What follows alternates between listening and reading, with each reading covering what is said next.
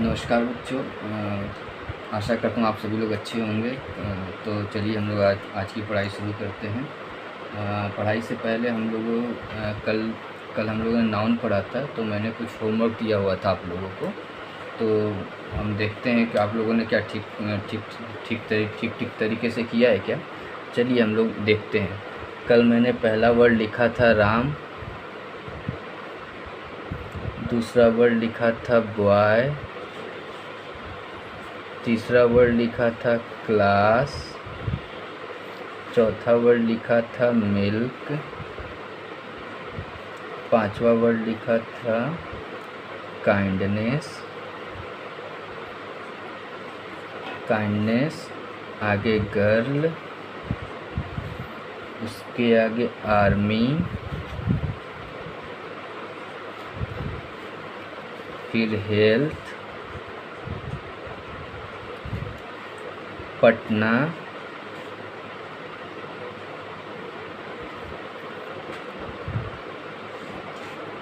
इसके बाद है मुंबई, माउंटेन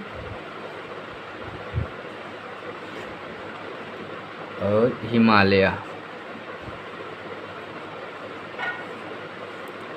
ठीक है, तो आप लोग ध्यान दीजिएगा, मैंने ये होमवर्क दिया हुआ था, इसको हम लोग देखते हैं। देखिए, राम किसी का नाम है, प्रॉपर नाउन।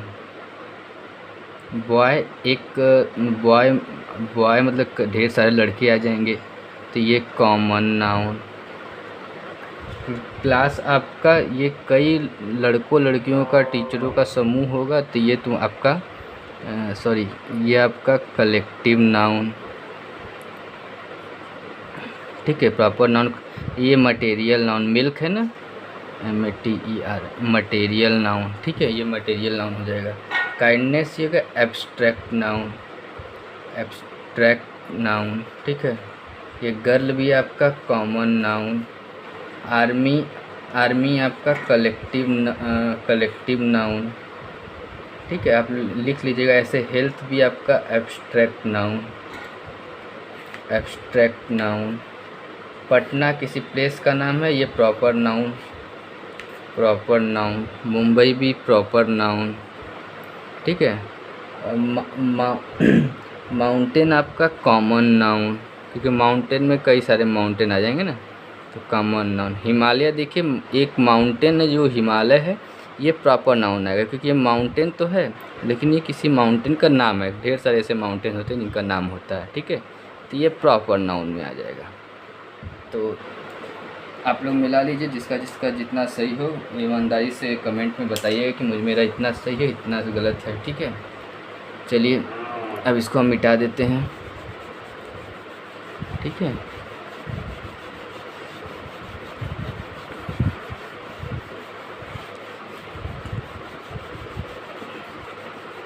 चलिए जैसा कि मैंने आपसे बोला था कि हम लोग एक दिन आपका इंग्लिश ग्रामर और एक दिन हम लोग का ट्रांसलेशन पढ़ेंगे। ठीक है, तो हमने कल तो नाउन पढ़ा था। आप लोग क्या कीजिएगा कि 2 पतली सी कॉपियाँ बनाइएगा, एक ग्रामर के लिए अलग, एक ट्रांसलेशन के लिए अलग। ठीक है, ऐसा नहीं कि हम एक दिन ग्रामर पढ़ाए एक दिन ट्रांसलेशन पढ़ाए, तो आप एक बार ग्रामर लिखिए अगले पेज पे ट्रांसलेशन लिखिए, तो ऐसे वो मिक्स हो जाएगा। तो 2 अलग अलग पतली कॉपियाँ बनाइएगा। चलिए, तो हम आज शुरू करते हैं टेंस। ठीक है, टेंस देखिए, हमारा आज का टॉपिक होगा टेंस। इसको हिंदी में कहते हैं काल। ठीक, तो टेंस क्या होता है, जैसे पहले कई हम लोग जो शब्द होता है, एक तार्किक शब्द होता है तो हम बोलना सीखते हैं, उसी प्रकार कई शब्दों को मिलाकर टेंस बनते हैं, लेकिन जिसका कुछ अर्थ निकले, मीनिंगफुल अर्थ। जैसे मैं खाना खाता हूँ, एक ये समझ में आ रहा है कि मैं खाना खाता हूँ। मैं हूँ, खाता, खाना, ऐसे तो कुछ समझ नहीं आएगा, सब अस्त व्यस्त हो, तो उसको सही ढंग से रखना ही टेंस कहलाता है। ठीक है, तो टेंस पहले लिख लीजिए आप लोग, टेंस को क्या बोलते हैं।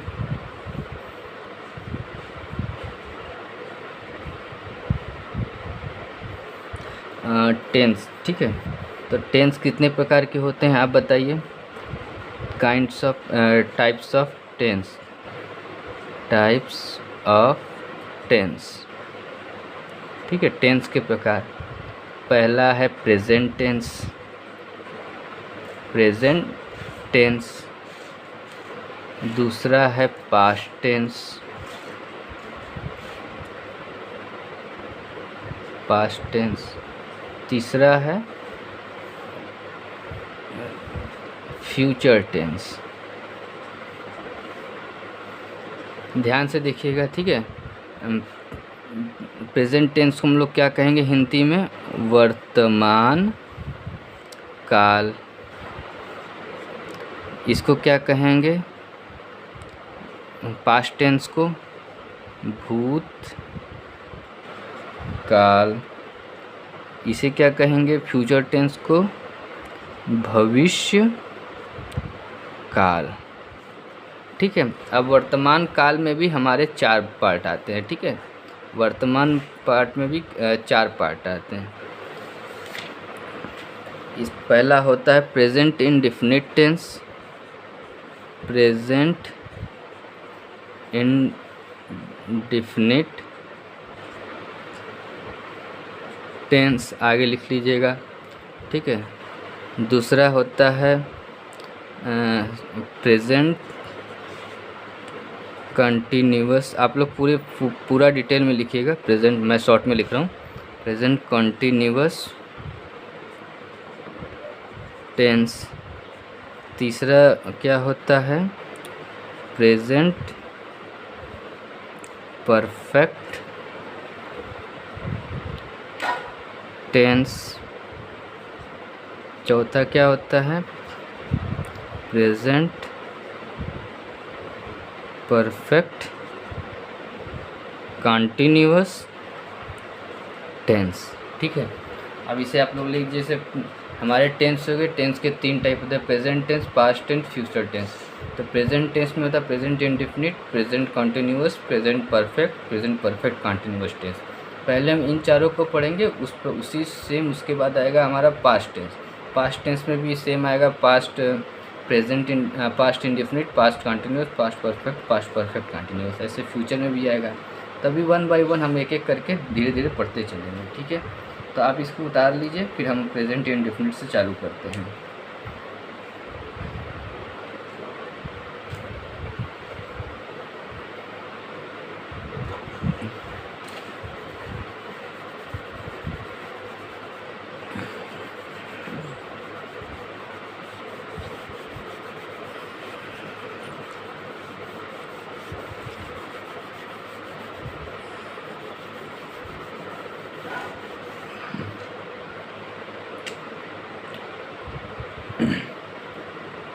चलिए हम पहला करते हैं प्रेजेंट इंडेफिनिट। पहला करते हैं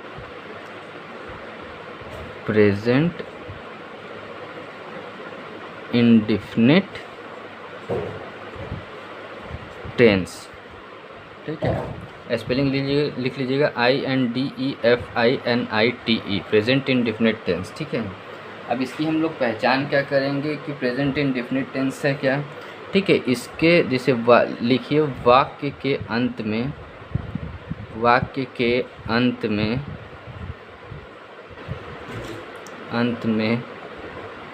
ता है, ती है, ता हूँ,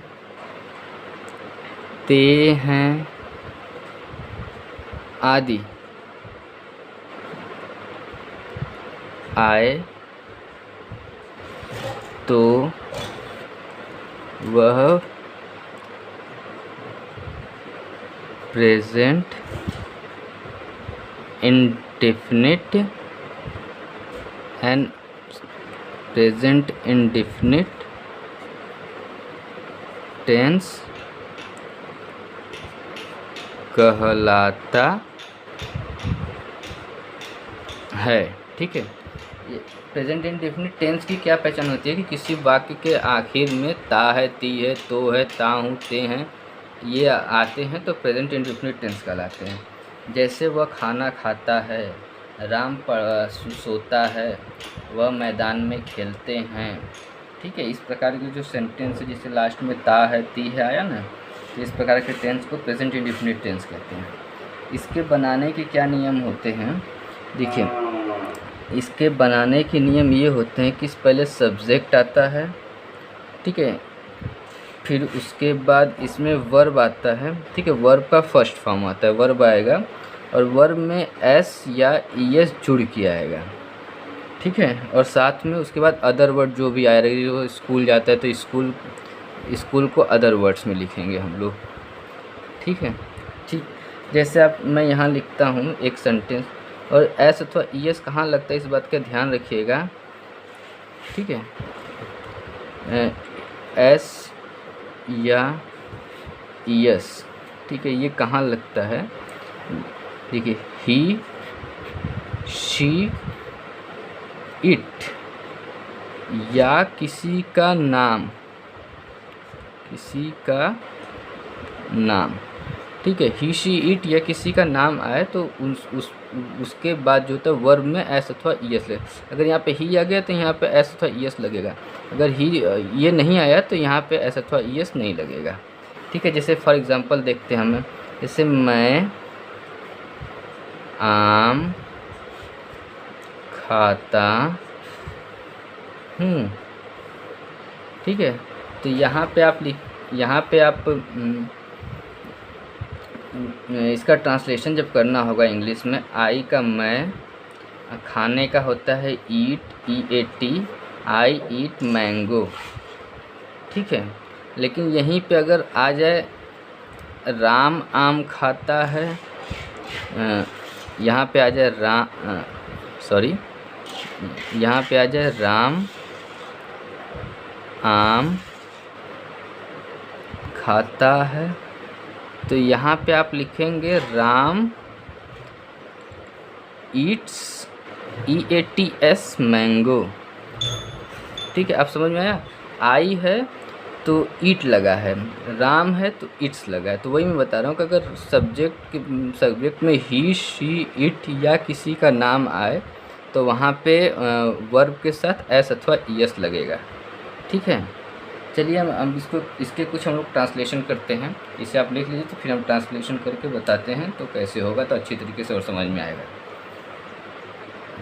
इसे लिखिए जल्दी से, फिर मैं मिटा दूँ।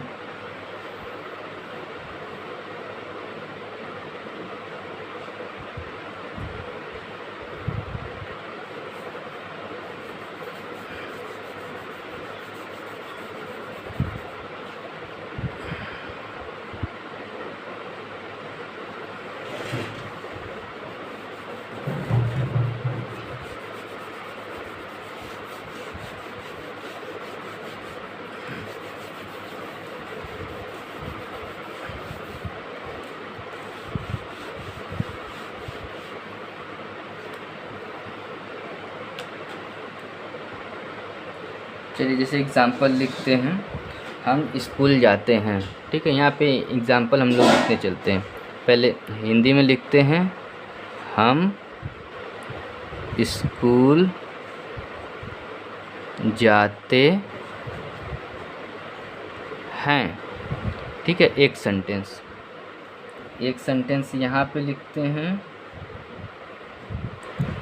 वह पत्र लिखता है, सीता गाना गाती, अभी आप लोग मत लिखिएगा, जब मैं कहूँगा तब लिखिएगा, सीता गाना गाती है, ठीक है। चौथा क्या है, हरी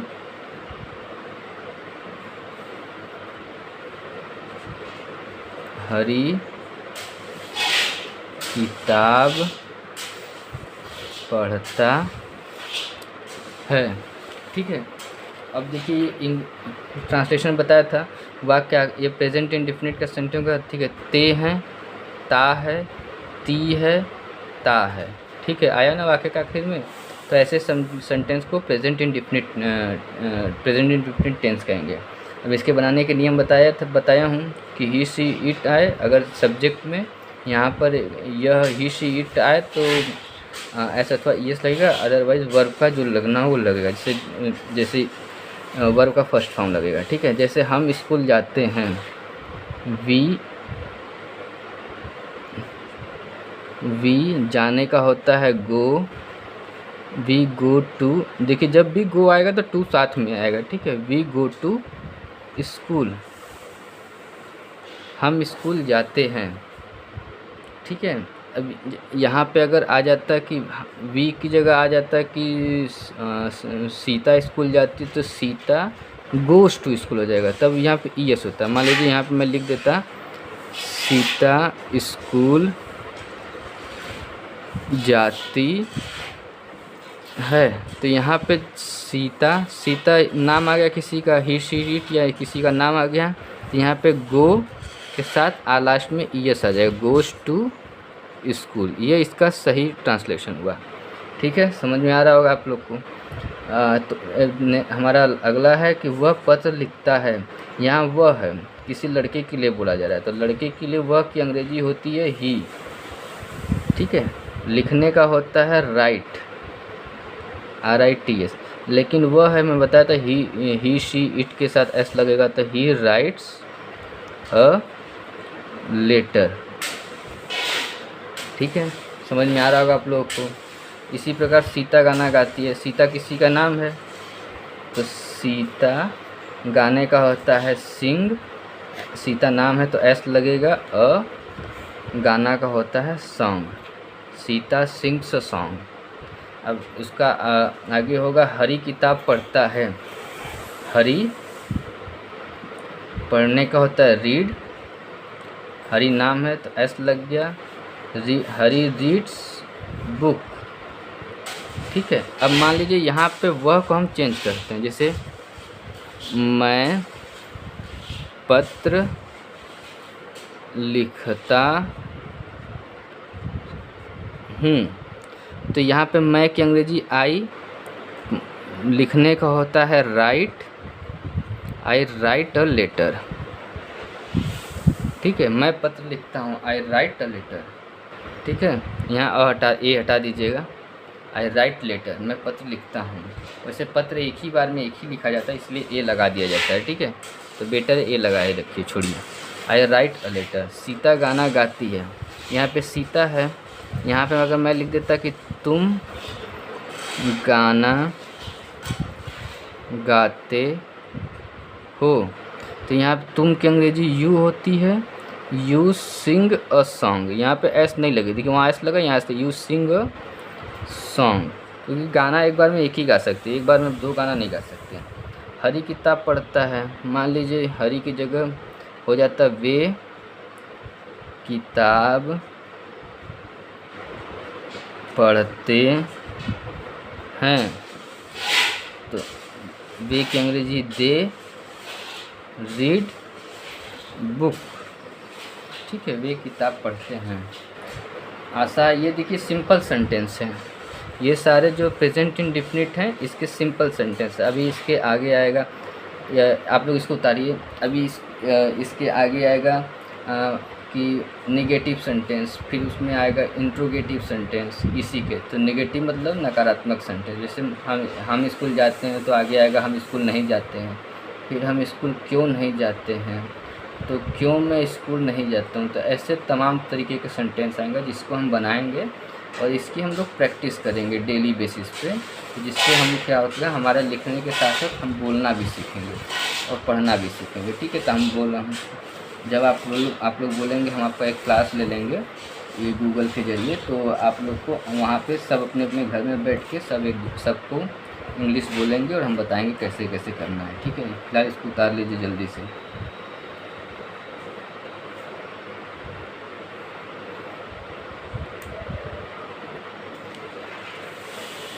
चलिए वीडियो को पॉज करके मिटा लीजिएगा, मैं अभी मिटा रहा हूँ।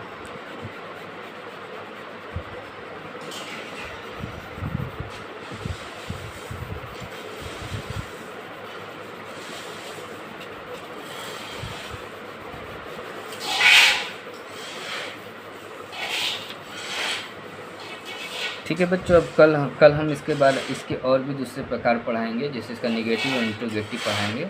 और तब तक आपके लिए कुछ होमवर्क देता हूँ मैं, तो वो होमवर्क करके लाइएगा। और ऐसे ही वीडियो पाने के लिए चैनल को सब्सक्राइब कीजिए और वीडियो को ज़्यादा से ज़्यादा शेयर कीजिए, जिससे ये लोगों को समझ में आ जाए।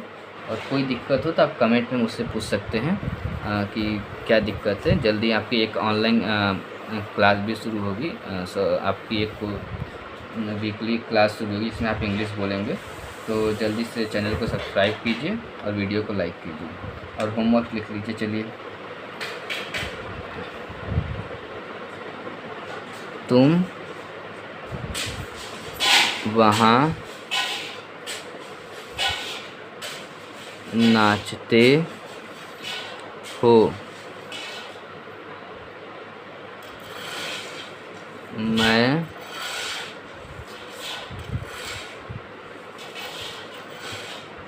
मैं पटना जाता हूँ। ये आपका होमवर्क है, इसे होमवर्क करके लाइएगा। ठीक है, कल मैं पूछूंगा सबसे।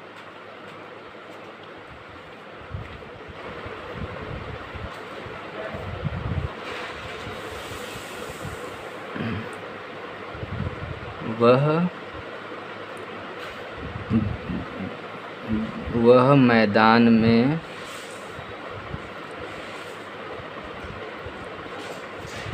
खेलती है, वे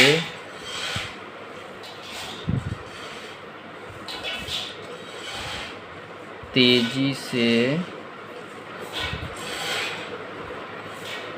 दौड़ते हैं, वे तेजी से दौड़ते हैं। मोहन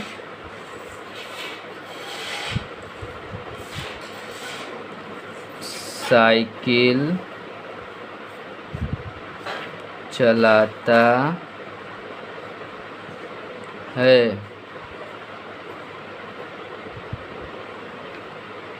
यह